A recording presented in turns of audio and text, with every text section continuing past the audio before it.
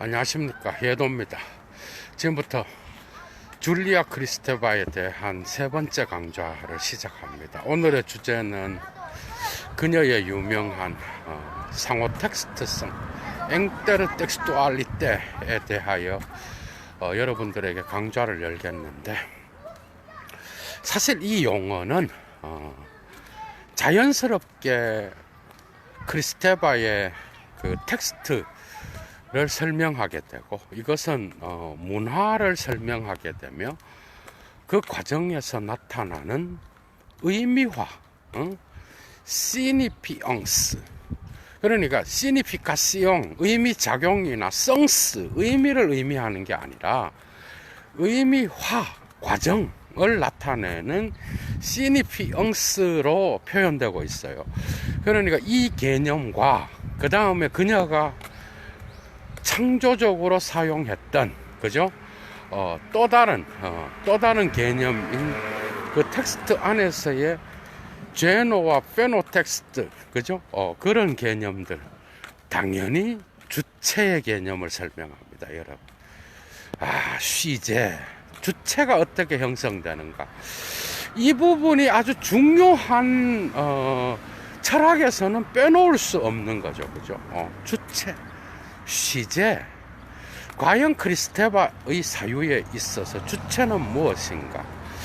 오늘의 강좌 역시도 74년도에 출간된 라 레볼리시옹 디 렁가조 포에티크, 그러니까 시적 혁명의 시적 언어의 혁명이라는 작품과, 그 다음에 약간씩 또 80년대에 그죠? 나타난 그녀의 위대한, 그죠? 작품 다 번역됐습니다, 우리나라에서. 그 공포의 권력, 아부젝시옹에 대한 실론, 이것인데, 사실은 앵테르 텍스투알리테라고, 인터텍스추얼리티죠, 그죠? 영어로. 그게 상호 텍스트성이라는 이 개념은 사실 많은 사람들이 롤랑 바르트를 통해서 알고 있는 사람도 있어요. 그런데 이게 어쨌든 자기 선생이었던 롤랑 바르트가 만들어낸 개념을 사용한 건지는 모르겠는데, 그 출처는 어쨌든 66년도에 그 러시아 형식주의 있죠. 그러니까 불가리아에서 파리로 옮기고 난 뒤에 바로 바흐진에 대한 논문을 씁니다. 러시아 형식주의자.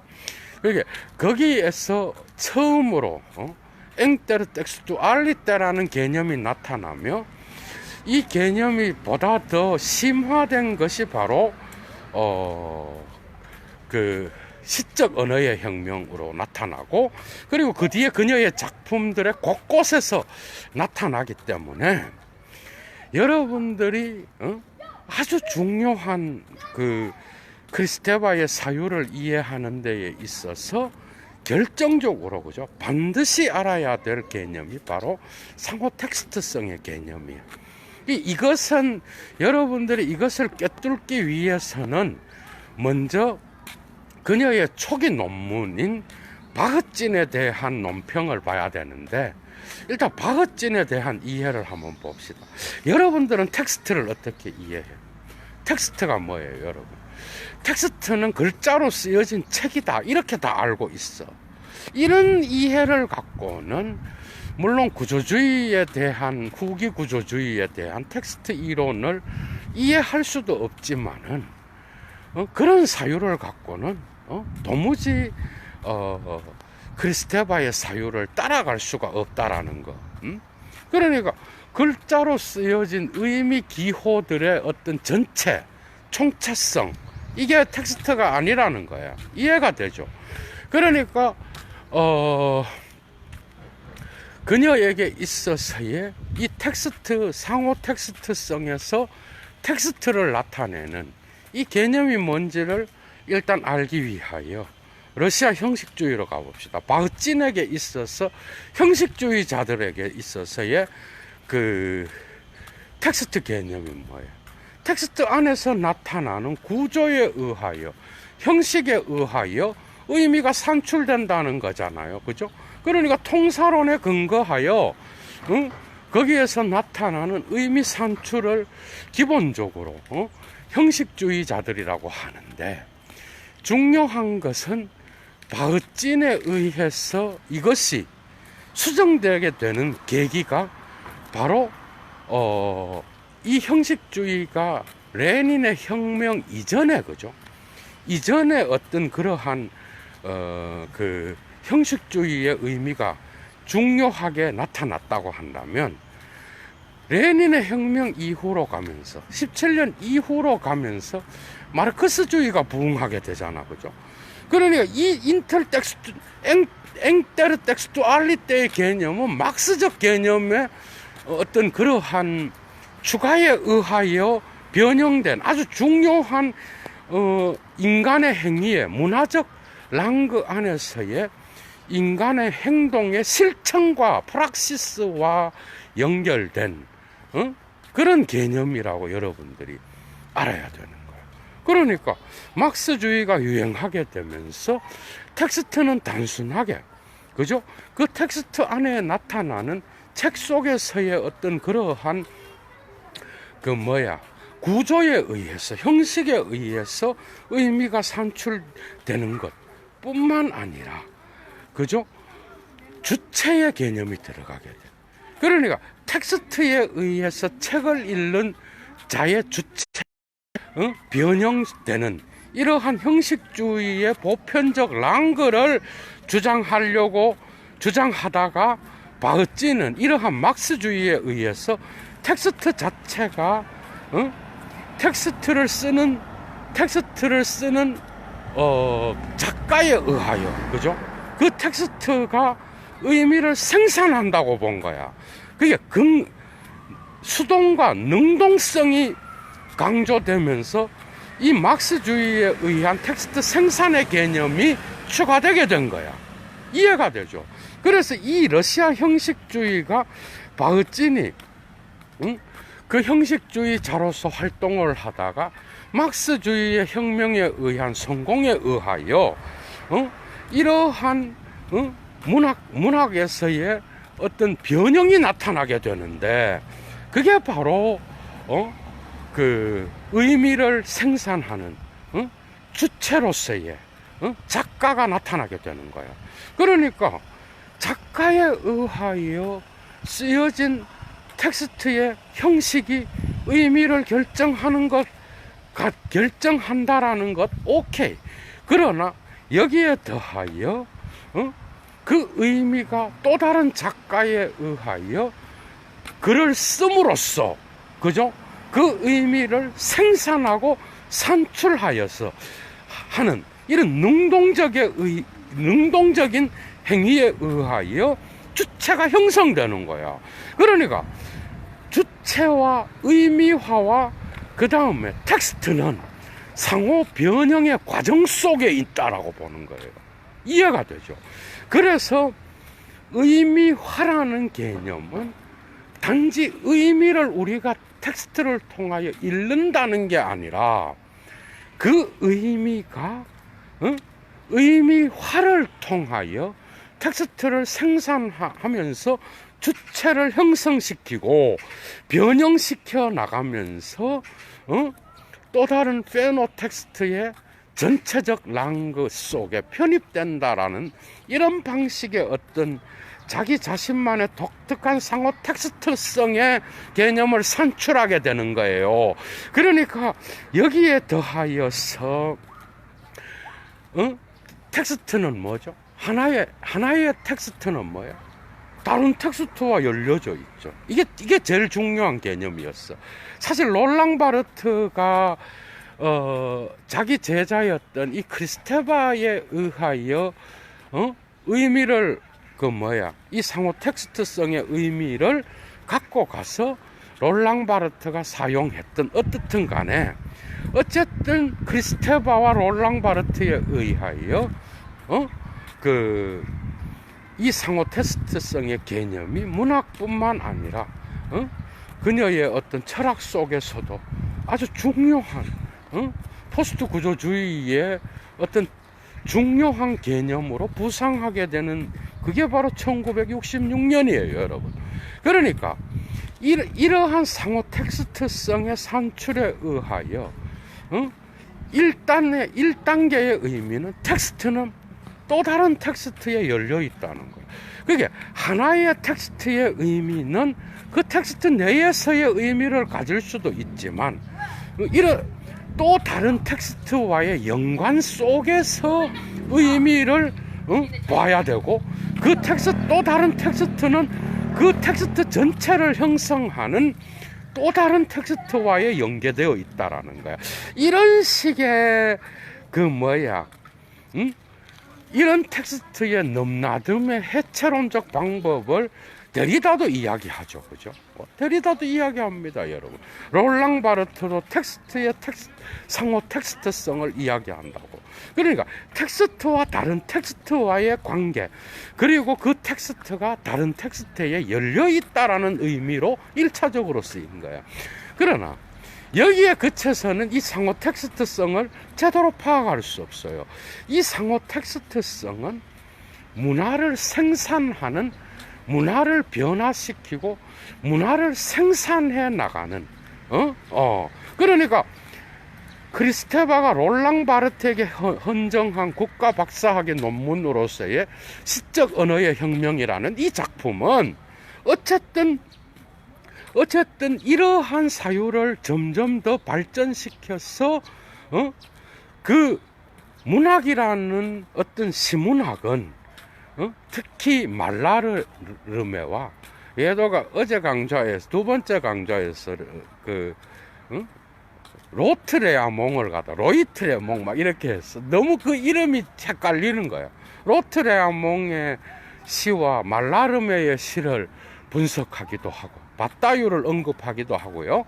그 다음에 거기에서는 다양한, 특히 19세기의 프랑스의 19세기 말에 나타난 아방가르드 문학을 언급하면서 이들에게서 시적 혁명은 뭔가 하면은 단지 텍스트 내에서의 어떤 통사론을 통하여 나타나는, 텍스트의 구조와 형식을 통하여 나타나는 의미뿐만 아니라 이러한 아방가르드 문학가에 의해서 기존에 있었던 문학의 텍스트들이 변형을 겪는, 그죠?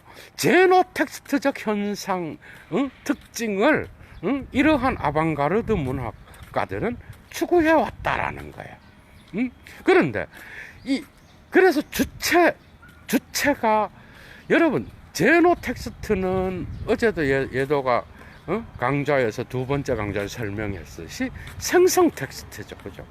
이 생성 텍스트는 어머니적인 것, 무의식적인 것, 그 다음에 인간의 어떤 그러니까 상징계에 편입되지 않으면서 또한 상징계 안에서의 새로운 의미를 획득하는 그러한 개념이 바로 기호계 안에서 나타나는 기호적인 것, 어머니적인 것이잖아.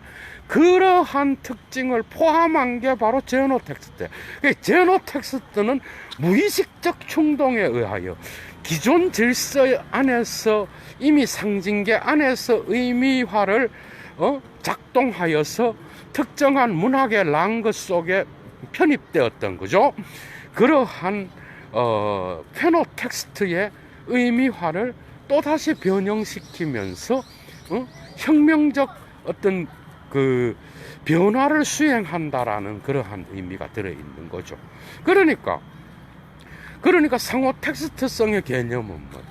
그러니까 페노텍스트 안에서 제노텍스트의 기능을 통하여 변혁과 혁명을 이야기하기도 하지만 이 텍스트 자체가 문화를 결정하는, 문화의 변혁을 이끌어가는 그러한 생성의 특성을 갖고 있는 게 바로 텍스트다라는 뜻으로서 상호 텍스트성을 의미합니다. 막스주의적인, 그러니까 텍스트는 문화를 생산한다라고 보는 거야. 이해가 되죠? 이미 생성된 그러한 페노텍스트로서의 그 문화를 또다시 아방가르드적 문학가에 의하여 또 다른 의미 생산을 통하여 그 구조 전체를 변혁시켜 나가는, 그것이 바로 19세기의 말라르메와 로트레아몽이라고 하는 이러한 아방가르드 문학가들에 의하여 시적 혁명을 통하여 나타나게 됐다. 이러면서 그 이전의 문학의 언어는 이러한 혁명적이고 아방가르드적인 특징을 갖고 있지 않았다. 이렇게 이제 이야기하면서 나가는 거예요. 그러니까 상호 텍스트성의 개념은 텍스트와 텍스트의 관계만을 의미하는 게 아니라, 그죠? 텍스트는 주체를 생산시키고 그 주체를 변형시켜가는 과정에서 의미와 생산을 통하여 문화를 변혁시켜 나가는 그러한 생성의 특징을 갖고 있다라는 이 중요한 개념이 바로 상호 텍스트성의 개념에 들어가 있는 거죠. 아주 중요한 개념입니다, 여러분. 그게 락강의, 그죠? 락강의 은유와 한유에다가 치환이라는 개념을 도입하는데, 그 치환, 트란스포지시용, 시프스티시용이라고 하는 그 치환이라는 게 텍스트입니다, 여러분. 그러니까 락강의 은유와 한유의 개념에다가 프로이트의 꿈의 해석에서 나오는 압축과 전치의 개념에다가 락강이 레비스트로스와 로만 야콥슨의 개념을 갖고 가서 은유와 한유로 바꾸잖아요. 그 은유와 한유에다가 치환의 개념, 텍스트의 개념을 덧입혀서 이 텍스트성이 바로 문화를 결정하는 의미화의 과정 안에서 중요한 역할을 한다라고 본 거예요. 그러니까 텍스트는 바로 문화의 결정적인 랑극이기도 하지만은 그 문화를 새롭게 변형시켜 나가는 그러한 주도적인 혁명의 그러한 매개로서, 그죠? 아방가르드 문학은 그러한 역할을 해왔다라는 거예요. 그러면서 여기에서 이제 기호계와 상징계의 특징들을 이야기하고요. 기호계는 언제나 상징계 안에 질서 잡혀져 있을 때 그의 힘이 훨씬 더 강하게 나타나며, 기호계가 상징계와 떨어져 있을 때는 의미화, 시니피언스의 개념이 의미화가 형성되지 않는다고 말하기도 하고. 그러니까 기호계는 어제 예도가 두 번째 강좌에서, 크리스테바의 두 번째 강좌에서 이야기한 것처럼 상징 대문자 생볼리크 안에 소문자 생볼리크와 세미티오크, 그러니까 기호계가 함께 공존하며 상호작용하면서 대문자 상징계를 이끌어 간다라고 이야기했잖아, 그죠? 그러니까 그런 것처럼 기호적인 것은 상징적인 것 안에서의 질서를 통하여 의미화를 매개하며, 또한 그 안에서 비로소 더 큰 힘을 발휘한다라고 본 거야. 이 부분에서 이제 페미니스트들이 기분 나빠한 거예요. 그러니까 여성의 몸으로서, 전 오이디푸스적인 것으로서, 인간의 무의식적인 것으로서, 어머니의 몸으로서, 음악적인 것으로서, 리듬적인 것으로서, 충동적인 것으로서 나타나는 그러한 기호적인 것은 상징계 안에 편입되어 있을 때에, 여기에서 이제 페미니스트들이 오해를 하는 거죠. 그러니까 크리스테바의 어떤 의도를 떠나서 어쨌든 이 남성의 질서 안에서 의미화를 찾는다, 말도 안 되는 얘기다, 이런 식으로 나간 거예요. 그런데 이제 깊이 있게 들어가 보면 사실은 그게 아니죠, 그죠?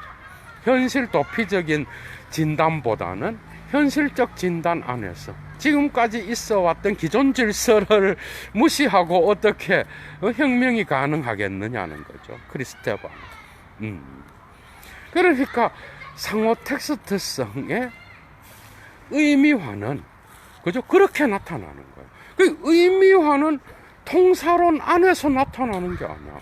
의미론을 지배하고 있는 그 문학의 아방가르드적 문학가의 주체에 의해서 생산되기도 하는 거예요. 그게 이미 생산된 문화의 랑그에 의하여, 이미 생산된 텍스트에 의하여, 텍스트들의 랑그에 의해서만 의미가 나오는 게 아니라 그 의미화는 또다시 그것을 변혁시키는 변혁의 주체로서의, 그죠? 그러니까 제노 텍스트로서의 아방가르드적 혁명에 의하여 텍스트가 생산되기도 하는 거야. 그러니까 이 제노 텍스트는 뭐죠? 주체를 변형시키는 거야. 그런데 페노 텍스트는 주체의 수용 텍스트와 그 다음에 주체를 형성하는 텍스트. 그게 주체의 형성은 제노가 아닌 페노에서 나타나는 거예요. 그런데 문제는 이 시제는 의미화의 과정이 특정한 텍스트가 제노 텍스트의 역할을 하다가 특정한 시점에서 페노 텍스트로 상징계 안에서 질서를 잡잖아. 그 이후에 그냥 그 의미화가 그냥 통용되는 게 아니야. 그러니까 크리스테바한테서는 시니피앙스라는 이 개념은 그 의미화는 상징계와 기호계의 상호관계, 그리고 제노와 페노의 상호관계, 의미의 중첩, 그리고 또 다른 문학의 어떤 의미 생산의 텍스트 생산의 주체에 의하여 또다시 그 텍스트가 변형되는 거예요. 그러니까 주체는 이 문학가, 아방가르드 문학가의 주체와 그 다음에 그 책을 읽는 독자의 주체를 헷갈려서는 안 돼요. 아방가르드 문학의 문학가로서의 이 주체는 의미 생산의 중요한 변혁의 출발점인 주체인 것이고, 이 텍스트에 의하여 읽고 그리고 그것에 의하여 문화적 변혁을 통하여 자신의 주체를 생산되는 그런 주체로서의 주체는 바로 언제나 완성된 것은 없다는 게 바로 크리스테바의 주장이에요. 마치 하이데거 같아. 이해가 돼요? 되어가는 과정 속에 있는 거야. 그런데 되어감이 끝나는 과정은 없는 거야.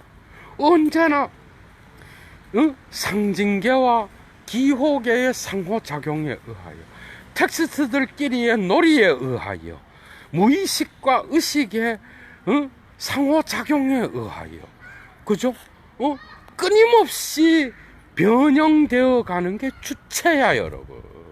그게 이 의미화는 텍스트의 수동성과 능동성에 의하여 새롭게 생산되기도 하고, 이미 생산된 것들이 파괴를 통하여 새롭게 생산되며, 이것이 또다시 특정한 관점으로 안정된 텍스트를 형성하는 시점에 또 다른 어떤 아방가르드에 의하여 파괴를 통하여 의미의 변혁을 이끌어가는 거야.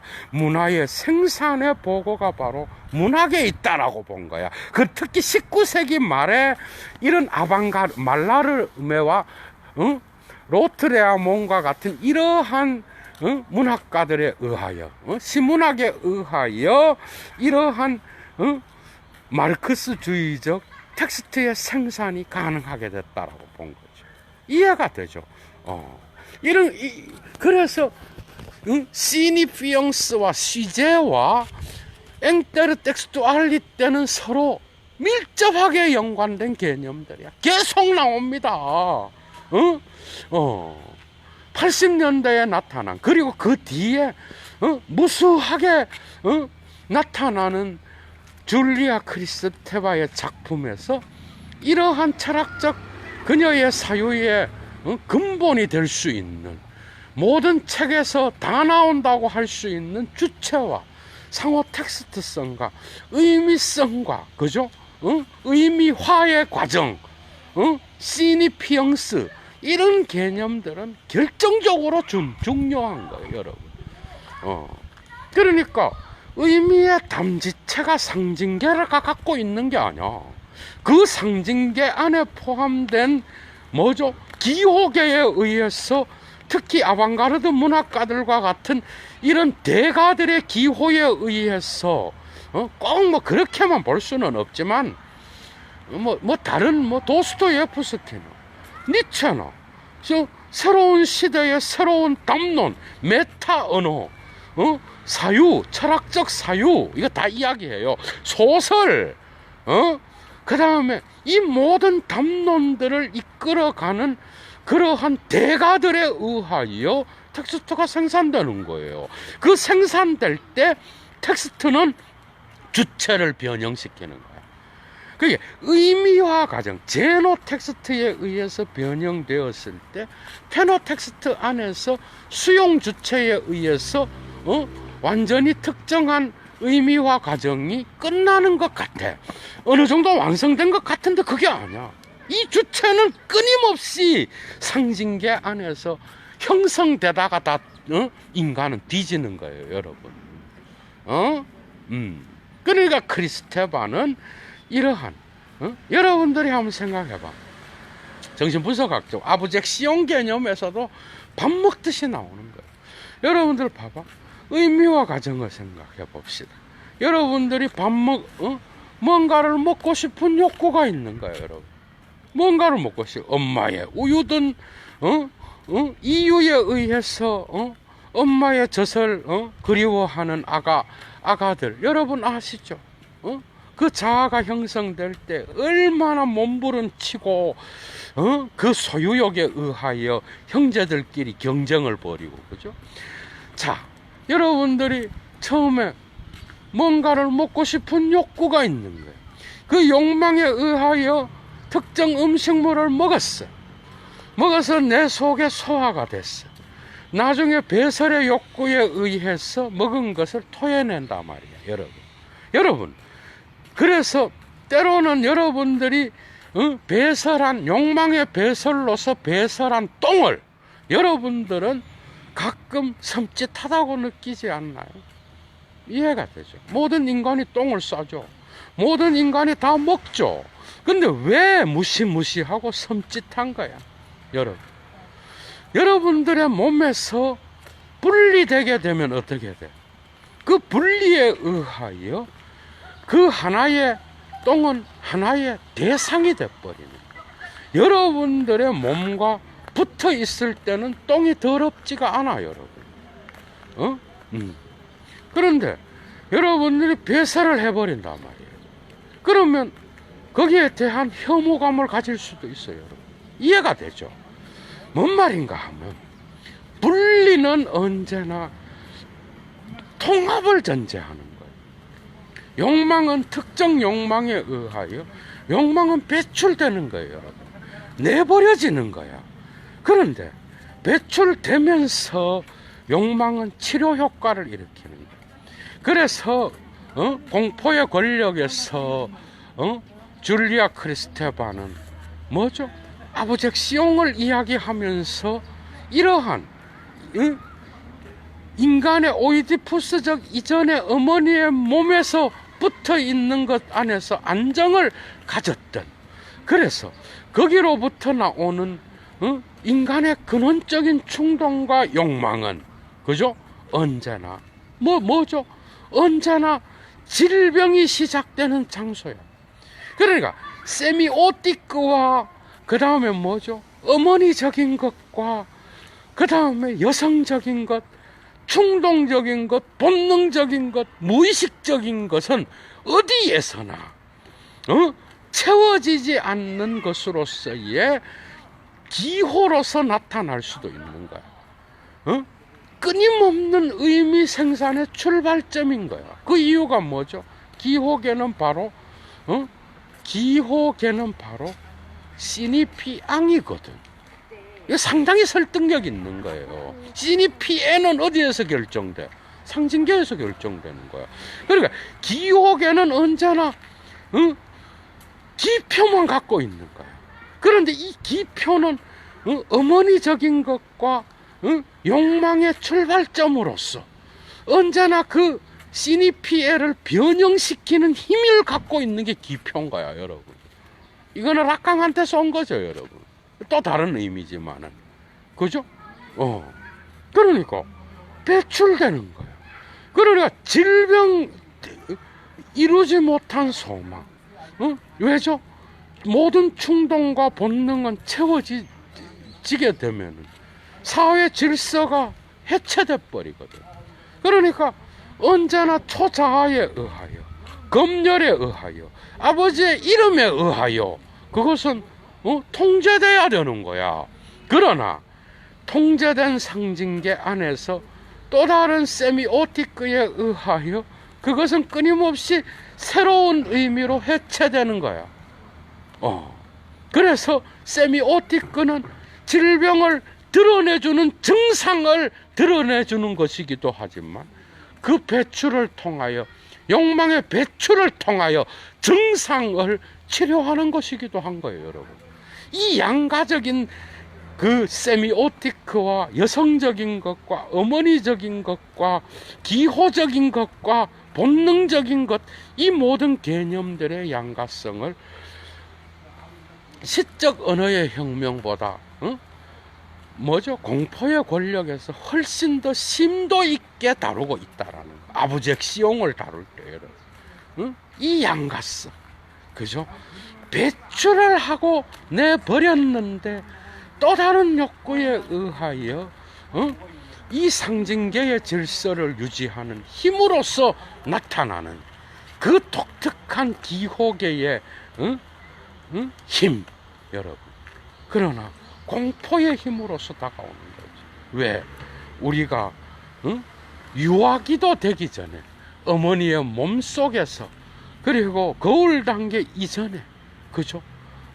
경험한 원초의 혼란, 원초의 코라에와 연결되어 있는 거라는 거예요. 그러니까 코라가 바로 질서를 만들듯이 의미화는 언제나 기호계의 기표의 개념, 그리고 기표적인 것으로서의 무의식에 의하여 산출되고 변형된다라고 하는 거예요. 이 의미화는 그래서 언제나 주체를, 시제를 새롭게 만들어가는 동력으로서 작동한다라는 거예요. 이런 것들이 바로 크리스테바의 철학적 사유 안에 녹아져 있다라는 거예요, 여러분. 반드시 기억해야 되는 거예요. 문화는 텍스트로서 안정된 기호를 갖고 있는 것처럼 보여요. 그죠? 우리가 보는 모든 아파트도 이 세계가 이 세계를 또한 하이데거 역시도 세계성, 그죠? 벨트리히카이트라는 개념으로서 베반트니스 간츠하이트 사용사태 전체성이란 개념으로서 이 세계는 이미 의미화되어 있는 텍스트예요. 자연이 텍스트라 그랬어, 루소는. 이해가 돼요? 장자크 루소는 이 세계에 있는 자연이 텍스트다요. 우리의 문화도 텍스트인 거야. 그런데 이 텍스트는 의미가 결정된 건 하나도 없는 거야. 언제나 어머니적인 것에 의해서, 기호적인 것에 의해서 변형될 수 있는 준비하는 그런 게 바로 문화라는 거예요. 문화는 되어감 속에 있으며 과정 속에 있는 거예요. 이게 바로 크리스테바의 시니피앙스의 개념이라는 거예요, 여러분. 반드시 기억해야 된다라는 거예요.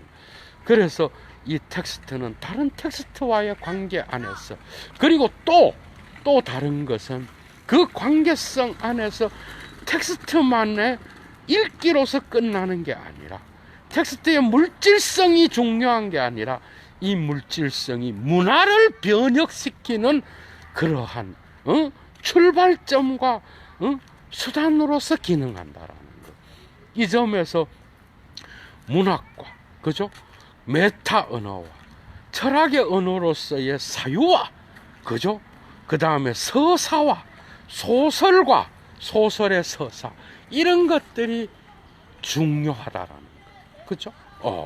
그래서 문학은 언제나 앞서가면서 문화를 창조하는 능력이 있다라는 거. 이 자리에는 바로 예술의 능력이 바로 여기에 있다라고 볼 수 있다라는 거죠. 그죠? 근데 과연 예술가들이 이러한 아방가르드적 부르주아의 편리함에서 자기를 자랑하는데 자기의 화려함과 그림뿐만 아니라 그림을 전시하는 뭐죠? 자기 자신의 작품을 꾸며주는 자본주의적 화려함에 빠져서, 그죠? 그런 작가들 많죠, 여러분. 허황된 한 줌도 안 되는 거죠. 아방가르드적 이런 혁명적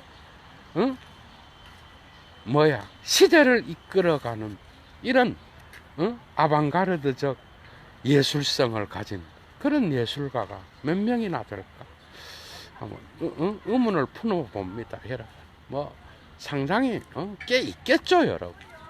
어쨌든 그래서 특히 프랑스에서는 이런 예술이 이러한 위치를, 이러한 정치보다도 훨씬 더 진보적이고 아방가르드적으로 예술가들이 시대의 정신을 이끌어가는 그러한 역할을 하고, 또한 그런 자들에게 그런 역할을 부여하는, 그래서 예술가라는 그 칭호 자체가 우리나라와 프랑스와 이런 데서 사용되는 그 수준이 다른 거죠, 여러분. 그죠?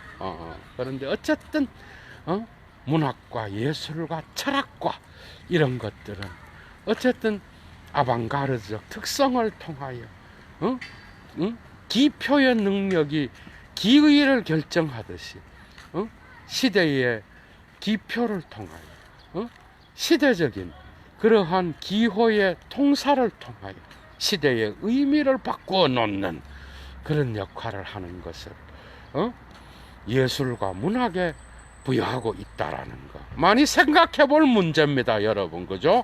오늘 이 강좌를 통하여 여러분들이 줄리아 크리스테바를 이해해 나가는데 더 세밀하게 하고 싶지만 참 시간과 많은 것들이, 그죠? 이 정도 개념을 갖고 여러분들이 1차 자료와 싸워서 여러분 크리스테바의 사유를 이해하고 그것을 또한 여러분들의 삶에 적용시켜서 비판적으로 읽는 데에 예도 TV가 중요한 기여를 했기를 바랍니다. 좋은 주말 되시고요. 예도는 물러갑니다. 추스.